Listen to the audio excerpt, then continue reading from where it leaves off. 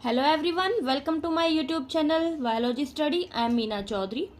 हमने last video में start की थी हमारी क्लास 11th बायोलॉजी एनसीईआरटी, जिसके अंदर हमने फर्स्ट चैप्टर स्टार्ट किया था, जिसका फर्स्ट पार्ट कंप्लीट किया था हमने, जिसमें हमने देखा था इंट्रोडक्शन, जो लिविंग वर्ल्ड है उसका, यानी कि व्हाट इज़ लिविंग। ये सब हमने लास्ट वीडियोस में देखा था कि लिविंग प्रॉपर्टीज़ क्या होती हैं, लिविंग्स क्या होते हैं। ठीक है, आज हम स्टार्ट करेंगे diversity in the living world, कि जो हमारा पूरा लिविंग वर्ल्ड है उसके अंदर कितनी टाइप्स की डिफरेंट टाइप्स की जो बायोडाइवर्सिटी है वो प्रेजेंट है।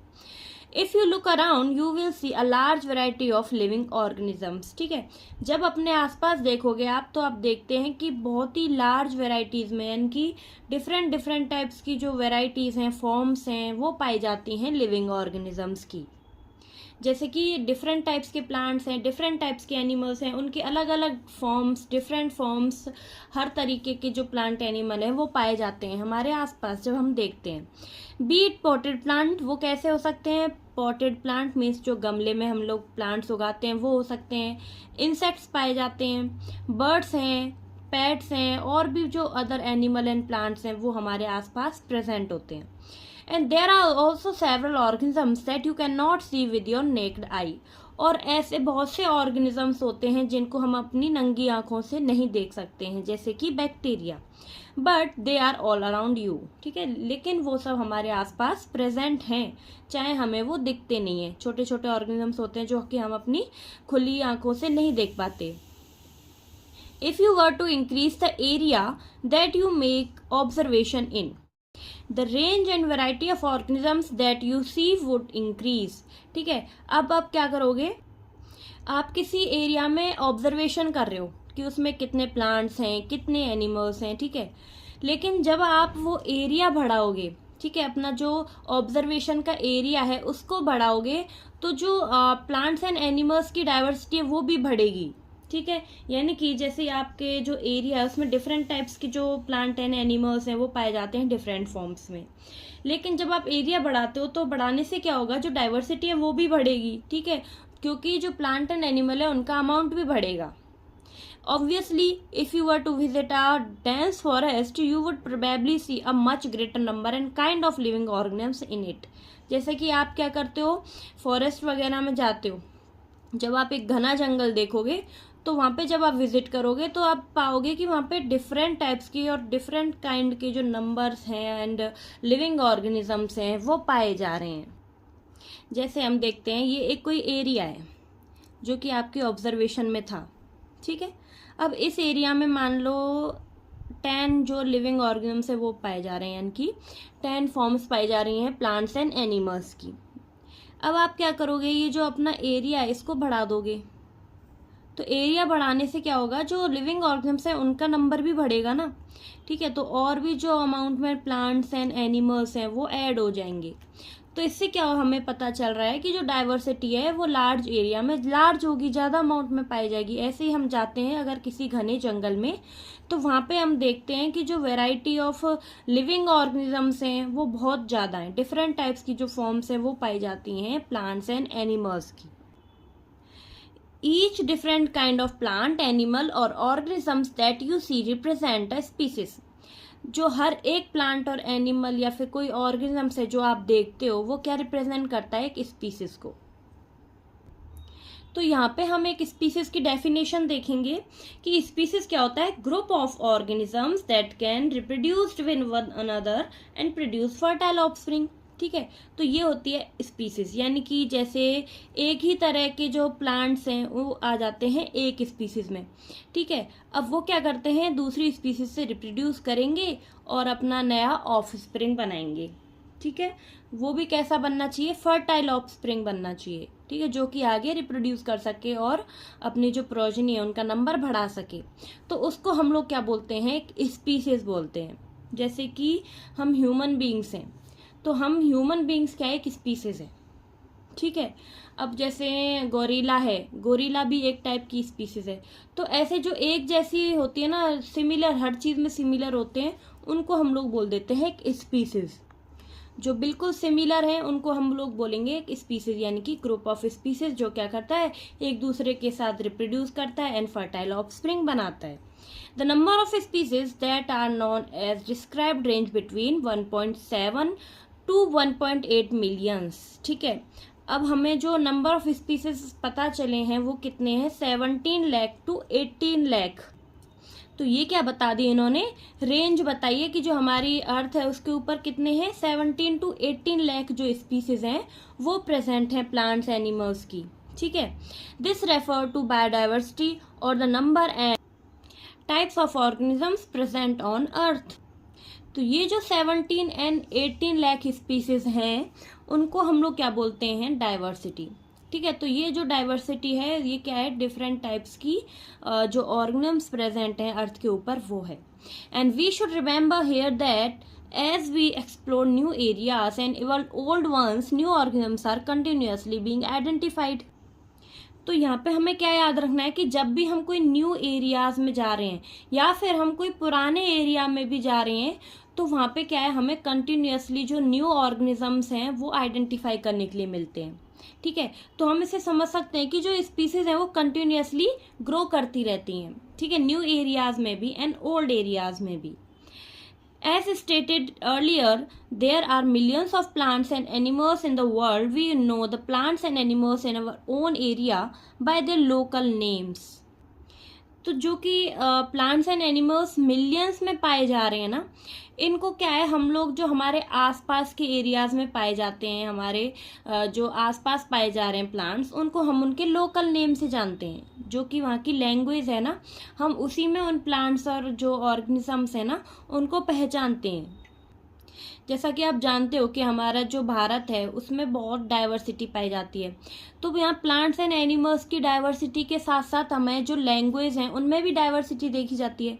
ठीक है, क्योंकि साउथ में साउथ इंडियन मतलब लैंग्वेज बोली जाती है, तमिल, तेलुगु, कन्नड़, कर्नाटकी। ठीक है, एंड जो नॉर्थन एरिया में वहाँ पे जैसे डोगरी हो गई, ब्रिज भाषा हो गई, ये सब है। तो डिफरेंट टाइप्स की जो लैंग्वेज हैं वो पाई जाती है हमारे इंडिया में। ठीक है, तो उन डिफरेंट टाइप्स की लैंग्वेज में ही हम डिफरेंट जो नेम्स होते हैं एनिमल एंड प्लांट्स के, उनसे हम उनको पहचानते हैं। And these local names would vary from place to place. ठीक है, और ये जो लोकल नेम होते हैं जो कि हम अपनी क्षेत्रीय भाषा से जानते हैं जिन प्लांट्स एंड एनिमल्स को, ये नेम भी अपनी प्लेस टू प्लेस वेरी करते हैं, यानी कि डिफरेंट होते हैं। जैसे कि यूपी में कुछ और बोल रहे हैं, तो फिर वहाँ पे जो गुजरात है वहाँ पे कुछ और बोल रहे हैं उन्हीं प्लांट्स एंड एनिमल्स को, यानी कि उनके जो सेम नाम है वो दूसरी जगह पे अदर नाम से उनको जाना जा रहा है। Even within a country probably you would recognise the confusion that would be created if we did not find ways and means to talk to each other to refer to organisms we are talking about. तो ये चीज क्या करती है, confusion create करती है, क्योंकि जिस स्पीसीज को जिस नाम से एक पर्टिकुलर एरिया में जाना जाता है उसी नाम से कोई दूसरे एरिया में नहीं जाना जा रहा है, तो इससे हम लोग को क्या है, कन्वर्सेशन करने में प्रॉब्लम होती है। ठीक है, कन्फ्यूजन होती है, हम एक दूसरे की लैंग्वेज नहीं समझ पा रहे हैं कि किस चीज़ की बात हो रही है। तो इसी कन्फ्यूजन को दूर करने के लिए जो साइंटिस्ट वगैरह हैं उन्होंने क्या किया है, एक स्टैंडर्ड नेमिंग दी है इन लिविंग ऑर्गेनिजम्स को, वो हम आगे देखते हैं। Hence, there is a need to standardize the naming of living organisms such that a particular organism is known by the same name all over the world. तो इसीलिए यहाँ पे क्या एक स्टैंडर्डाइज नेमिंग की जरूरत पड़ी। तो इसीलिए अब क्या हुआ, जो ऑर्गेनिजम्स हैं उनको एक ही नाम से जाना जाए पूरे वर्ल्ड में, इसीलिए साइंटिस्ट ने इनको क्या दी, एक स्टैंडर्डाइज नेमिंग दी। And this process is called nomenclature, और इस नेमिंग की प्रोसेस को क्या बोला जाता है, nomenclature. Obviously, nomenclature or naming is only possible when the organism is described correctly and we know to what organism the name is attached to, and this is identification. तो ये जो nomenclature की process है, ठीक है, जो कि naming देते हैं हम ऑर्गेनिजम्स को, किसी भी लिविंग या फिर प्लांट एंड एनिमल जो ऑर्गेनिजम्स हैं उनको हमने नेमिंग देनी है, तो इसके लिए हमें सबसे पहले क्या ज़रूरी है कि जो वो ऑर्गेनिजम्स है ना, उसकी हमें क्या करनी पड़ेगी, सबसे पहले आइडेंटिफिकेशन करनी पड़ेगी, उसकी पहचान हमें होनी चाहिए, तभी उसको हम लोग नेमिंग दे पाएंगे। क्योंकि जैसा आप जानते हो ये स्पीसीज बहुत ज़्यादा डिफरेंट, यानी कि 17 to 18 लाख जो स्पीसीज हैं वो प्रेजेंट हैं। यानी कि हमारे जो वर्ल्ड है उसमें बहुत टाइप की डिफरेंट टाइप्स की जो डाइवर्सिटी है वो पाई जाती है। तो इसीलिए एक स्पीसीज को पर्टिकुलर एक स्पीसीज को नाम देना बहुत मुश्किल है। ठीक है, इतना आसान नहीं है कि हम लोग कम से कम 18 से 18 लाख जो स्पीसीज है उनको नाम दे दें, एक जो स्पीसीज है उसको हम नाम दें, ऐसा पॉसिबल नहीं है। इसीलिए हम क्या करते हैं, उनको कैटेगरीज में डिवाइड करते हैं। ठीक है, वो हम लोग सबसे पहले क्या करते हैं, जो ऑर्गेनिज्म है उसको आइडेंटिफाई करेंगे कि इसकी जो कैटेगरीज हैं, प्रॉपर्टीज हैं, वो किससे मैच हो रही हैं, फिर हम उसको उसी कैटेगरी में रख देते हैं। ठीक है, तो सबसे पहला स्टेप क्या हो गया, identification of the organism. In order to facilitate the study, number of scientist have established procedure to assign a scientific name to each known organisms. तो ये जो स्टडी है इसको आरामदायक बनाने के लिए, जो ऑर्गेनिजम्स है उनकी जो नेमिंग है उसको जानने के लिए, सबसे पहले जो साइंटिस्ट हैं उन्होंने क्या करना स्टार्ट किया, एक साइंटिफिक नेमिंग देना शुरू किया ऑर्गेनिजम्स को। And this is acceptable to biologist all over the world. और इसको क्या किया, जो सभी बायोलॉजिस्ट हैं उन्होंने एक्सेप्ट किया पूरे वर्ल्ड में। For plant scientific names and based on the agreed principle and criteria which are provided in International Code for Botanical Nomenclature ICBN। तो ये सबसे पहले जब हम लोग प्लांट्स को नेमिंग देते हैं तो उनके लिए जो साइंटिफिक नेम है वो किसके ऊपर बेस करते हैं, एक प्रिंसिपल के ऊपर बेस्ड है। वो कौन सा प्रिंसिपल है, international code for botanical nomenclature. यानी कि हम लोग प्लांट्स की स्टडी कर रहे हैं, प्लांट्स का नेम दे रहे हैं, तो वो किसके अंदर आएगा, ICBN के अंदर। ठीक है, and you may ask how are animal name. तो आप पूछोगे कि अब जो एनिमल्स हैं उनको कैसे नेम दिया जाता है। Animal taxonomist have evolved international code of zoological nomenclature ICZN। ठीक है, तो एनिमल्स को नेम दिया जाता है किसके अंदर, international code for zoological nomenclature. ठीक है, and the scientific name ensure that each organism has only one name. तो जो साइंटिस्ट है उनको इंश्योर करना होता है कि जो ऑर्गेनिज्म है ना, हर ऑर्गेनिज्म का एक क्या होना चाहिए, सेम नेम होना चाहिए, अलग नहीं। ठीक है, अगर कोई एक ऑर्गेनिज्म है वो दूसरी जगह पे कोई दूसरा नाम दिया है, कहीं और दूसरा नाम दिया है, ऐसा नहीं चलेगा। जो एक पर्टिकुलर ऑर्गेनिजम्स है उनको क्या है, एक पर्टिकुलर ही नेम देना चाहिए ऑल ओवर वर्ल्ड में। ये चीज़ जो है वो साइंटिस्ट को इंश्योर करनी जरूरी है। ठीक है, and description of any organism should enable the people in any part of the world to arrive at the same name, and they also ensure that such a name has not been used for any other known organisms. And ये जो organisms है ना, इनको पूरे world में एक ही नाम से जाना जाना चाहिए। तो और इस चीज़ का भी ध्यान दिया जाना चाहिए कि जो ऑर्गेनिजम्स हैं जिसको हम लोग वो नेम दे रहे हैं ना, वो नेम पहले किसी अदर ऑर्गेनिजम्स के लिए यूज ना हुआ हो। ठीक है, ये चीज़ भी हमें इंश्योर करनी चाहिए। Biologists follow universally accepted principle to provide scientific names to known organisms। तो ये जो बायोलॉजिस्ट हैं वो क्या फॉलो करते हैं, इसमें यूनिवर्सली जो एक्सेप्टेबल प्रिंसिपल है उसको फॉलो करते हैं, जो ऑर्गेनिजम्स हैं उनको नेम देने के लिए। Each name has 2 components. तो जो भी हम नेम दे रहे हैं ना जिस भी ऑर्गेनिजम्स को, उसके 2 कंपोनेंट्स होते हैं। ठीक है, एक होता है उसका जेनेरिक नेम और दूसरा क्या होता है, species epithet. And this system of providing name with 2 component is called binomial nomenclature। तो ये जो सिस्टम है जिसमें हम लोग 2 कंपोनेंट्स का यूज करते हैं उसको हम लोग बोलते हैं बायनोमियल नोमेनक्लेचर। 2 मीन्स बाय, तो इसीलिए हम इसको क्या बोलते हैं, बायनोमियल नोमेनक्लेचर। तो इसमें हम लोग क्या क्या देखते हैं, एक जेनरिक नाम देखते हैं और दूसरा स्पीसीज एपिथेट देते हैं। And this naming system given by Carolus Linnaeus. And जो ये बायनोमियल नोमेनक्लेचर है ये किसने दिया था, कौन से साइंटिस्ट ने, कैरोलस लिनियस ने। ठीक है, is being practiced by biologists all over the world. This naming system using a 2-word format was found convenient। तो ये जो नेमिंग सिस्टम है इसमें हम लोग क्या देखते हैं, 2-word फॉर्मेट देखते हैं। एक में आता है स्पीसीज, दूसरे में क्या आ रहा है, जेनरिक नेम, जीनस। ठीक है, let us take the example. अब हम एक एग्जाम्पल्स के थ्रू इसको समझते हैं। तो हम ले रहे हैं यहाँ पे एग्जाम्पल मैंगो का।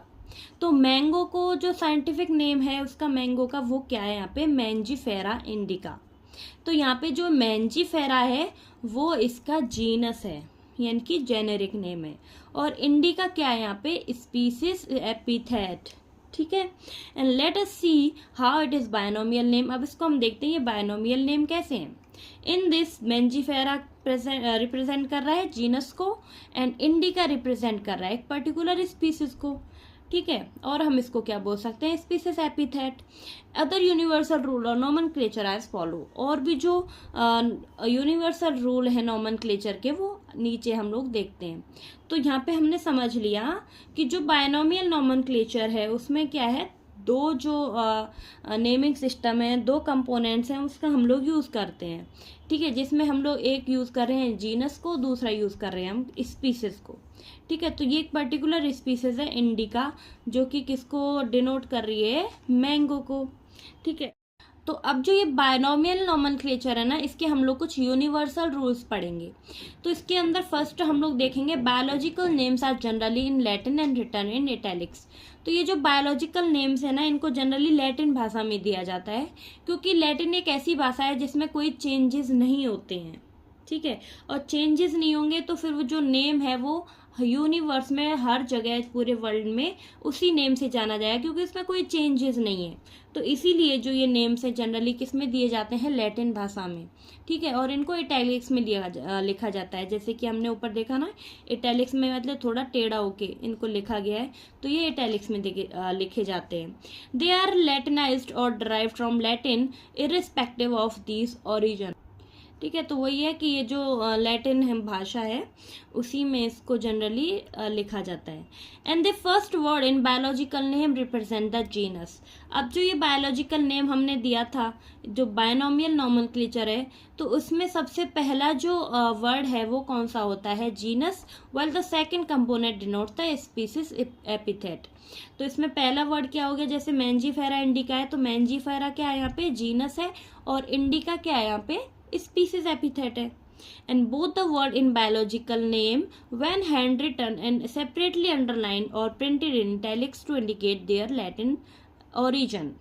ठीक है, तो अब जो ये नेम है, जैसे मैंजीफेरा इंडिका है मैंगो का, इसको कैसे लिखा जाता है, सेपरेटली, जीनस को अलग लिखा जाता है, इंडिका को अलग, और इनको सेपरेटली अंडरलाइन भी किया जाता है। ठीक है, ऐसे नहीं कि हम पूरा मिला के अंडरलाइन कर देंगे, मैंजीफेरा को अलग से अंडरलाइन करेंगे और इंडिका को अलग से अंडरलाइन करेंगे। ठीक है, और क्या करेंगे, हम इनको इटैलिक्स में प्रिंट करते हैं ताकि ये क्या करे, इंडिकेट करे लैटिन ओरिजिन को।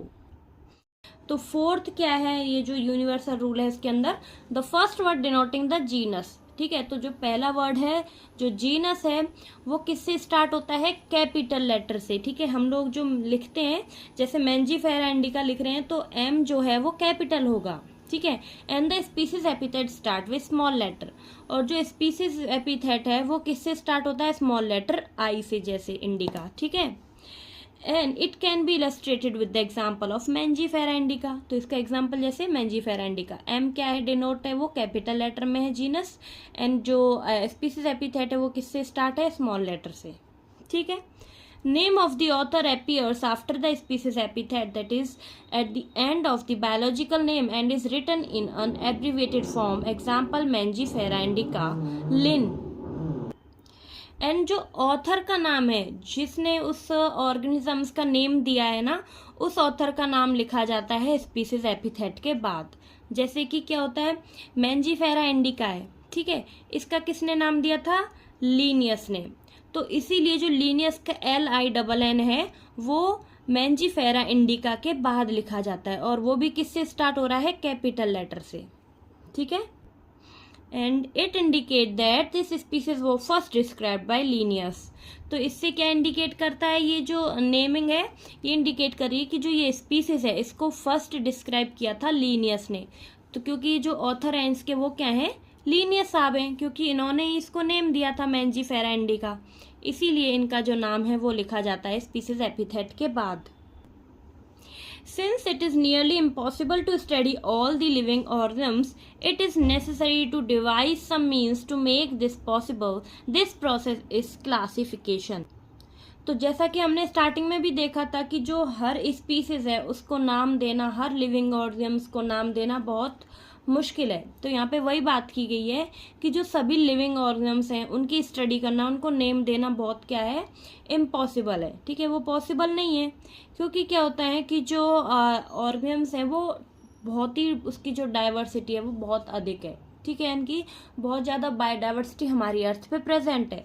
तो इसीलिए हम एक एक स्पीसीज को लेके, एक एक जो लिविंग ऑर्गेनिजम्स हैं उनको लेके हम उनका नाम नहीं दे सकते हैं। ठीक है, ये क्या है, इम्पॉसिबल है। तो इसीलिए हम उनकी स्टडी के लिए इनको कैटेगरीज में डिवाइड कर देते हैं, जिसको हम लोग बोलते हैं क्लासिफिकेशन। तो क्लासिफिकेशन क्या है, एक प्रोसेस है जिससे हम क्या करते हैं, ये जो लिविंग ऑर्गेनिजम्स हैं इनको कैटेगरीज में डिवाइड करते हैं, इनको क्लासीफाई करते हैं। ठीक है, तो अब क्या करते हैं हम लोग, कैटेगरीज बना देते हैं। कैटेगरीज कैसे बनाते हैं, जैसे कि आप पढ़ रहे हो, ठीक है, आप पढ़ाई कर रहे हो तो आपके पास केमिस्ट्री की बुक है, फिजिक्स की बुक है, बायो की बुक है, ठीक है, इंग्लिश की बुक है, इकोनॉमिक्स है, डिफरेंट टाइप्स की आपके पास बुक हैं। तो अब आपको इजीली समझ आ जाए, आपको अच्छे से पढ़ाई में प्रॉब्लम ना आए, आप अच्छे से समझ पाओ कि ये कौन सी बुक है, ये कौन सी है, आपको ढूंढना ना पड़े बार बार। तो आप क्या करोगे, उनको क्या करोगे, कैटेगरीज में डिवाइड कर दोगे। जैसे कि फिजिक्स की जो बुक है वो एक साइड पे रख दी, ये फिजिक्स की हो गई।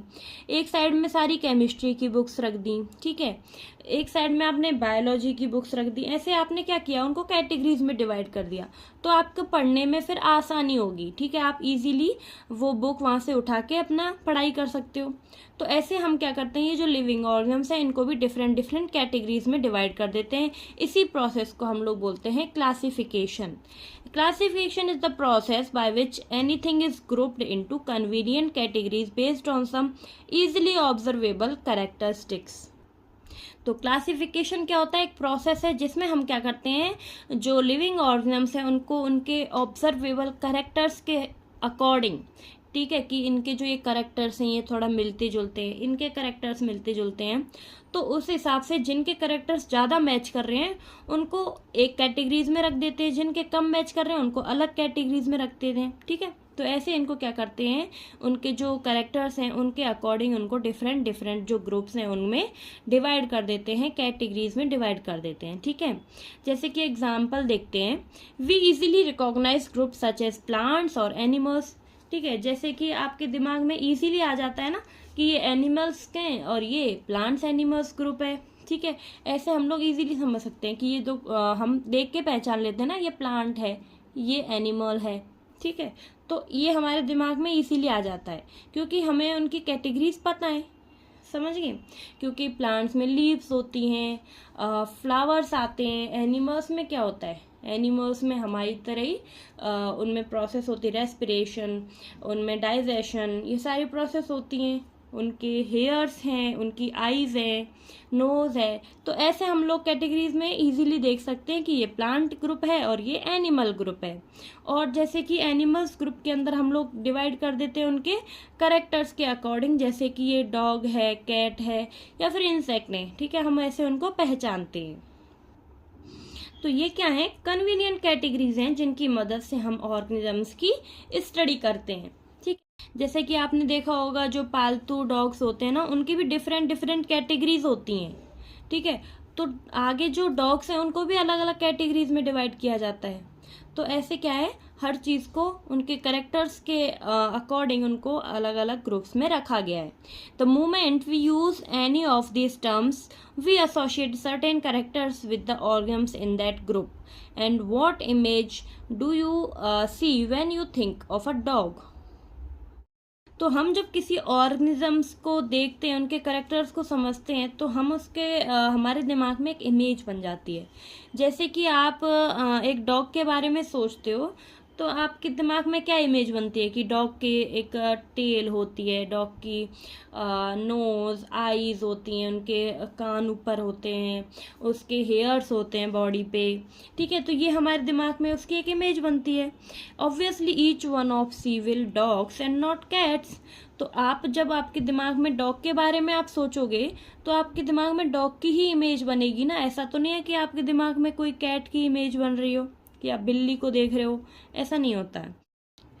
Now, if we were to think of Alsatians, we know what are talking about। ठीक है, अब जैसे हम सोचते हैं कि जो Alsatians हैं उनके बारे में हम सोच रहे हैं तो हमें पता है कि हम किसके बारे में सोच रहे हैं, क्योंकि ये क्या है, एक डॉग की ब्रीड है। ठीक है, तो ये डॉग के बारे में हम सोच रहे हैं। Similarly suppose we were to say mammals, you would of course think of animals with external ears and body hairs. ठीक है, अब आपको जैसे सोचने के लिए बोला जाए कि अपने दिमाग में जो मैमल्स हैं उनकी क्या इमेज बन रही है, तो हम क्या देखते हैं, उनके एक्सटर्नल ईयर्स होते हैं, उनके कैरेक्टर्स हमें समझ आते हैं ना कि मैमल्स में क्या क्या कैरेक्टर्स देखे जाते हैं। उनके एक्सटर्नल ईयर्स होते हैं, उनके बॉडी हेयर्स पाए जाते हैं, उनमें मेमोरी ग्लैंड्स होती हैं। ठीक है, ये सब मैमल्स के कैरेक्टर्स हैं। Likewise, in plants, if we try to talk of wheat, the picture in each of our mind will be of wheat plant। अब हम बोलेंगे कि हम wheat की बात कर रहे हैं, गेहूं की बात कर रहे हैं, तो हमारे दिमाग में गेहूं की पिक्चर बनेगी। ठीक है, हम उसमें क्या देखेंगे, व्हीट प्लांट के बारे में सोचेंगे, ना कि हम राइस के बारे में। ठीक है, हमें कोई राइस प्लांट की या फिर किसी अदर प्लांट की इमेज थोड़ी बनेगी, हमारे दिमाग में व्हीट प्लांट की ही इमेज बनेगी ना।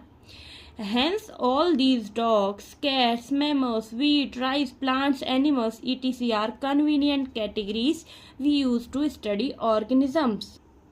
तो ये सब क्या है, कैटेगरीज हैं। जैसे डॉग्स क्या है, वो एक कैटेगरी है, कैट क्या है, कैटेगरी है, वीट कैटेगरी है। तो ये सब क्या है, कन्वीनियंट कैटेगरीज हैं जिनको हम लोग किसी ऑर्गेनिम्स की स्टडी के लिए यूज करते हैं। And the scientific term for these categories is taxa. अब जो ये कैटेगरीज है ना, इनको साइंटिफिक नेम से क्या बोला जाता है, टैक्सा, यानी कि कैटेगरीज को ही हम लोग टैक्सा भी बोलते हैं। ठीक है, तो इस चीज में कंफ्यूज नहीं होना है, क्योंकि कैटेगरी को ही हम लोग साइंटिफिकली टैक्सा बोल रहे हैं। ठीक है, एक ही चीज है दोनों। Here you must recognize that taxa can indicate categories at a very different levels. Plants also form a taxa। तो जो ये टैक्सा है यही क्या इंडिकेट कर रहा है, कैटेगरीज को डिफरेंट लेवल्स पे। जैसे कि प्लांट्स हैं, वो भी क्या है, एक टैक्सा है। जैसे कि हमने ऊपर देखा है, प्लांट एक टैक्सा है, वीट एक टैक्सा है, एनिमल्स एक टैक्सा है। ठीक है, ये क्या है, कैटेगरीज हैं, टैक्सा है। Wheat is also a taxa. Similarly, animals, mammals, dogs, all are taxa. But you know that a dog is a mammal and mammals are animals. लेकिन आप जानते हो कि जो डॉग है वो मैमल्स हैं और मैमल्स क्या हैं, एनिमल्स हैं। यानी कि एनिमल्स के अंदर क्या आ रहे हैं, मैमल्स, मैमल्स के अंदर क्या आ रहे हैं, डॉग्स। लेकिन हम लोग डॉग्स को क्या बोल रहे हैं, एक कैटेगरी यानी कि एक टैक्सा बोल रहे हैं। Therefore, animals, mammals and dogs represent taxa at different levels। तो ये जो मैमल्स हैं, डॉग्स हैं, एनिमल्स हैं, ये क्या कर रहे हैं, रिप्रेजेंट करते हैं टैक्सा को डिफरेंट लेवल्स पे। ठीक है, अब मैं जैसे आपको कंफ्यूज हो रहा होगा, एक बार समझाती हूँ। जैसे क्या होता है, प्लांट्स हैं, प्लांट्स को हम क्या बोल रहे हैं कि एक टैक्सा है, एक कैटेगरी है। तो प्लांट्स क्या है, एक कैटेगरी जो है वो हायर लेवल पे है। ठीक है, एक हायर लेवल पे प्लांट्स क्या है, कैटेगरी में आ रहा है, एक टैक्सा में आ रहा है। तो जो प्लांट्स हैं उनके अंदर हम लोग देख रहे हैं वीट भी आ रहा है। ठीक है, तो वीट क्या हो गया, वीट भी एक टैक्सा बोल रहे हैं हम। क्यों, क्योंकि जो वीट है वो भी एक कैटेगरी है, क्योंकि वीट के अंदर भी क्या हो रहे हैं, डिफरेंट टाइप्स की जो वीट है वो प्रेजेंट होते हैं। तो ये जो डिफरेंट टाइप्स के वीट है ना, वो क्या है, लोअर लेवल पे हैं। प्लांट्स क्या है, हायर लेवल पे है। तो इसीलिए जो प्लांट्स है वो भी एक टैक्सा है और जो वीट है वो भी एक टैक्सा है। ठीक है, यानी कि कैटेगरीज हैं एक, समझे। Hence, based on characteristics, all living organisms can be classified into different taxa। तो जो डिफरेंट कैरेक्टर्स हैं उनके बेस पे ये जो सभी लिविंग ऑर्गेनिम्स हैं ना, इनको क्लासीफाई किया जाता है डिफरेंट टैक्सा में, यानी कि डिफरेंट कैटेगरीज में। And this process of classification is called taxonomy. तो ये जो ग्रुप है, जो ये कैटेगरी है, इसको हम लोग टैक्सा बोल रहे हैं। तो ये जो प्रोसेस है, जो क्लासिफिकेशन की, इसको हम लोग टैक्सोनॉमी बोल रहे हैं। ठीक है, यानी कि टैक्सा की जो क्लासिफिकेशन कर रहे हैं तो हम इसको टैक्सोनॉमी बोल रहे हैं। ठीक है, तो ये जो कैरेक्टर्स हैं उनको हम लोग क्या करते हैं, क्लासीफाई करते हैं डिफरेंट टैक्साज में। ये जो प्रोसेस है क्लासिफिकेशन की, इसको हम लोग टैक्सोनॉमी बोलते हैं। External and internal structure along with the structure of cell development process and ecological information of organisms and essential and form the basis of modern taxonomic studies. तो यहाँ पे बात हो रही है मॉडर्न टैक्सोनॉमी की। ठीक है, जो बेसिक पैरामीटर्स है ना मॉडर्न टैक्सोनॉमी के, यानी कि जो टैक्सोनॉमिक स्टडी है वो कैसे की जा रही है मॉडर्न टैक्सोनॉमी के अकॉर्डिंग। तो उसमें सबसे पहले किया जाता है एक्सटर्नल स्ट्रक्चर का जो आइडेंटिफिकेशन है वो करते हैं, बाहर से जो स्ट्रक्चर है वो देखते हैं। फिर उसका जो इंटरनल स्ट्रक्चर है उसकी स्टडी करते हैं। फिर हम उसके जो सेल का स्ट्रक्चर है उसकी स्टडी करते हैं। आफ्टर हम लोग उसके जो डेवलपमेंट है वो देखेंगे, एंड उसके बाद जो इकोलॉजिकल इंफॉर्मेशन है वो देखेंगे। ठीक है, तो ये आ जाता है मॉडर्न टैक्सोनॉमी के अंदर। तो यहाँ पे हमने क्या देखी, मॉडर्न टैक्सोनॉमी। अब हम देखेंगे basic taxonomy. Hence characterisation, identification, classification and nomenclature are the process that are basis to taxonomy. तो अब सबसे पहले जो बेसिक टैक्सोनॉमी है उसके जो मेन पिलर्स हैं वो क्या क्या हैं। ठीक है, जो बेसिक टैक्सोनॉमी है ना उनकी जो मेन पिलर है वो है ICBN, ICZN। ठीक है, जो कि क्या है, international code for botanical nomenclature and international code for zoological nomenclature, ये इसके मेन पिलर हैं। ठीक है, अब जो ये टैक्सोनॉमी है, जो टैक्सोनॉमी है इसको कैसे हम लोग करते हैं identify on the basis of basic taxonomy. सबसे पहले हम करेंगे जो ऑर्गन में उसका करेक्टराइजेशन करेंगे, फिर हम उसकी आइडेंटिफिकेशन यानी कि उसकी पहचान करेंगे, फिर हम उसका क्लासिफिकेशन करेंगे, एंड आफ्टर दैट उसका नॉमेनक्लेचर यानी कि उसको नेमिंग देंगे, और इसी प्रोसेस को हम लोग क्या बोलते हैं, बेसिक टैक्सोनॉमी। और क्या हुआ था, taxonomy is not something new. Taxonomy कोई नई चीज नहीं है। ठीक है, टैक्सोनॉमी मतलब कि जो हम क्लासिफाई कर रहे हैं ना इन ऑर्गेनिजम्स को, ये कोई नई बात नहीं है, हम इसको पहले से करते आ रहे हैं। कैसे, human beings have always been interested in knowing more and more about the various kinds of organisms. जो ह्यूमन बींग्स है ना उनमें हमेशा ये क्यूरियोसिटी होती है कोई न्यू चीज के बारे में जानने की। ठीक है, particularly with reference to their own use. तो पहले क्या हुआ था, खुद जो यूज़ कर रहे हैं ना, और जैसे हम लोग ह्यूमन बींग्स हैं, जैसा हम लोग यूज़ कर रहे हैं उनके अकॉर्डिंग हम इनको क्लासीफाई करते थे ऑर्गेनिजम्स को, हमारी यूज़ के according. In earlier days human beings needed to find source of their basic needs of food, clothing and shelter. ठीक है, तो हम क्या अपने जो ऑर्गेनिजम्स हैं, लिविंग ऑर्गेनिजम्स, उनको कैसे क्लासीफाई करते थे, हमारी नीड्स के अकॉर्डिंग। ठीक है, कि जो हमारे फूड है उसका सोर्स, क्लोथिंग एंड जो शेल्टर है उसकी जो हम लोग यूज़ करते हैं उनके अकॉर्डिंग हम इनको क्लासीफाई कर देते थे। द अर्लियर क्लासिफिकेशन और based on the use of various organisms. तो जो साइंस नहीं आई थी ना उससे पहले भी हम उन ऑर्गेनिम्स को क्लासीफाई कर रहे थे, लेकिन हमारे पास उस समय ये जो साइंस है वो नहीं थी, तो हम उनको हमारे यूजेस के अकॉर्डिंग इनको हम लोग कैटेगरीज में डिवाइड कर रहे थे। ठीक है, जैसे कि किसी चीज़ से हमको खाना मिल रहा है तो हम उसको अलग एक कैटेगरी में रख देते थे। किसी दूसरी चीज़ से, जैसे कॉटन प्लांट्स वगैरह हैं, इनसे हमें क्लोथिंग मिल रही है तो हम इनको एक जो हमारी क्लोथिंग की कैटेगरीज है उनमें डिवाइड कर देते। शेल्टर, जिससे हम लोग, जैसे बांस वगैरह हैं, इनसे हम लोग अपना घर बना रहे हैं तो इनको हम लोग क्या अलग कैटेगरीज में डिवाइड कर देते हैं। तो ऐसे इनको हम लोग क्या कर रहे थे, जो साइंस नहीं आई थी उससे पहले भी हम इनको क्लासीफाई कर रहे थे हमारे यूजेस के अकॉर्डिंग। तो यहाँ पे हमने क्या देखा कि जो टैक्सोनॉमी है वो क्या होती है, बेस्ड ऑन द कैरेक्टर्स या फिर प्रॉपर्टीज जो है लिविंग ऑर्गेनिम्स की, उनके बेसिस पे हम लोग क्या कर रहे हैं, डिफरेंट डिफरेंट टैक्साज में उनको डिवाइड करते हैं लिविंग ऑर्गेनिम्स को। इसको हम लोग बोलते हैं टैक्सोनॉमी। ठीक है, अब जैसे क्या होता है, ये डिफरेंट टाइप्स के जो लिविंग ऑर्गेनिज्म वो एक एरियाज में प्रेजेंट हैं। ठीक है, ये अलग है, ये अलग है, ये डिफरेंट डिफरेंट जो ऑर्गेनिम्स हैं वो पाए जा रहे हैं एक एरिया के अंदर। तो हम यहाँ क्या देखेंगे कि यार इनके कैरेक्टर्स तो एक जैसे ही लग रहे हैं तो इनको एक कैटेगरी में डिवाइड कर देते हैं। इनके कैरेक्टर एक जैसे लग रहे हैं तो इनको डिफरेंट कैटेगरीज में रख देते हैं। और ये जो ऑर्गेनिम्स बचे हैं दो, इनके जो कैरेक्टर्स हैं वो अलग हैं तो इनको अलग कैटेगरीज में रख देते हैं। तो ऐसे इनको इनके कैरेक्टर्स या फिर प्रॉपर्टीज के अकॉर्डिंग इनको अलग अलग जो कैटेगरीज हैं उनमें डिवाइड कर दिया जाता है। ठीक है, Human beings were since long not only interested in knowing more about different kinds of organisms and their diversities, but also the relationship among them. तो जो ह्यूमन बींग्स है ना वो पहले से ही इंटरेस्टेड सिर्फ इसी में नहीं है कि हम जो नई नई स्पीसीज हैं, नए नए ऑर्गेनिम्स हैं, उनके बारे में पढ़ें, उनकी जो डाइवर्सिटी है डिफरेंट टाइप्स की वो देखें, लेकिन हम ये भी इसी चीज़ में भी इंटरेस्ट रखते थे कि इनमें रिलेट करना है एक दूसरे की चीज़ों को, जैसे ये चीज़ इससे कैसे रिलेटेड है, वो चीज़ कैसे है। तो हम लोग क्या करते थे, इंटरेस्ट तो था ही हमें ज़्यादा से ज़्यादा ऑर्गेनिम्स या फिर स्पीसीज के बारे में पढ़ने में, समझने में, लेकिन हमें इस चीज़ में भी इंटरेस्ट था कि हम उनको रिलेट करें एक दूसरे से। And this branch of study were refer to as systematics. और ये जो ब्रांच है, इस स्टडी की जो ब्रांच है, इसको हम लोग बोलते हैं सिस्टमैटिक्स। तो हम लोग बोल सकते हैं जो सिस्टमैटिक्स है वो क्या है, यहाँ पे जो इवोल्यूशनरी रिलेशनशिप है लिविंग ऑर्गेनिम्स का वो, प्लस टैक्सोनॉमी। टैक्सोनॉमी के अंदर जैसे हम लोग क्या कर रहे हैं, आइडेंटिफिकेशन, नॉमेनक्लेचर, क्लासिफिकेशन, ठीक है। तो यहाँ पे दोनों चीज़ को ऐड कर दिया जाता है सिस्टमैटिक्स में। सिस्टमैटिक्स में तो इवोल्यूशनरी रिलेशनशिप भी आता है ऑर्गेनिजम्स का, प्लस उसकी टैक्सोनॉमिक कैटेगरीज भी आ जाती हैं, तो उसको हम लोग क्या बोलते हैं, सिस्टमैटिक्स, ठीक है। The word systematic derive from the Latin word Systema. तो ये जो सिस्टमैटिक वर्ड्स है इसको कहाँ से डिराइव किया गया है, लैटिन वर्ड सिस्टमा से, ठीक है, which means systematic arrangement of organisms, जिसका क्या मतलब है, सिस्टमैटिक अरेंजमेंट करना ऑर्गेनिजम्स की। Linnaeus used Systema Naturae as the title of his publication।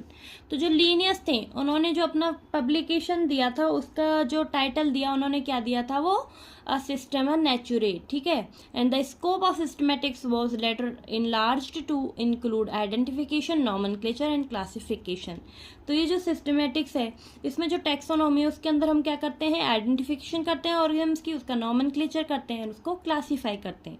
Systematics take into account evolutionary relationship between organisms. जैसा कि मैंने बताया सिस्टमैटिक्स में क्या आ जाता है, इवोल्यूशनरी रिलेशनशिप आ जाता है ऑर्गेनिम्स का, प्लस उसकी जो टैक्सोनॉमी है यानी कि उनका नॉमेनक्लेचर, आइडेंटिफिकेशन एंड क्लासिफिकेशन भी आता है। इसको हम लोग क्या बोलते हैं, सिस्टमैटिक्स बोलते हैं। तो जो लीनियस थे उन्होंने अपना जो फर्स्ट पब्लिकेशन दिया था उसका टाइटल क्या दिया था, सिस्टेमा नेचुरे, ठीक है। तो आई होप कि आपकी वीडियो समझ आई होगी, अच्छी लगी होगी। अगर आपको मेरी वीडियो अच्छी लगती है, समझ आती है, तो प्लीज़ चैनल को लाइक, शेयर एंड सब्सक्राइब करें। एंड कोई भी डाउट हो तो मुझे कमेंट बॉक्स में ज़रूर बताएं। टैक्सोनॉमिक कैटेगरीज नेक्स्ट वीडियो में करेंगे, तब तक के लिए bye bye, take care, thank you.